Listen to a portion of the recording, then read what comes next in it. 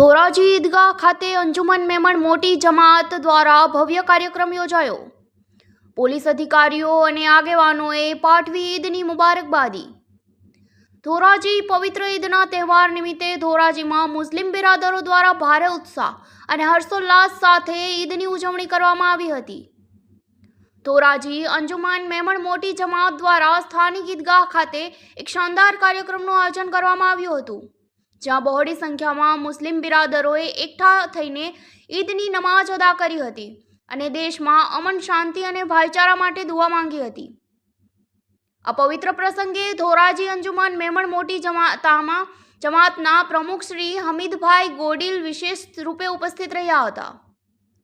તેમણે નમાઝ બાદ તમામ મુસ્લિમ બિરાદરો અને નગરજનોને ઈદની હાર્દિક શુભેચ્છાઓ પાઠવી હતી.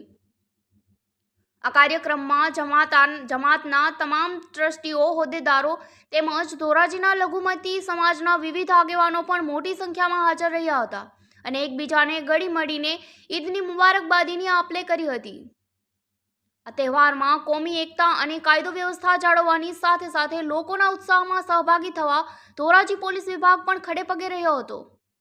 ધોરાજીના એએસપી સિમરનબેન, જાબાઝ પીઆઈ ગરચર સાહેબ, પીએસઆઈ બલદાણી તેમજ ધોરાજી પોલીસનો અન્ય સ્ટાફ ઈદગાહ ખાતે ઉપસ્થિત રહ્યો હતો.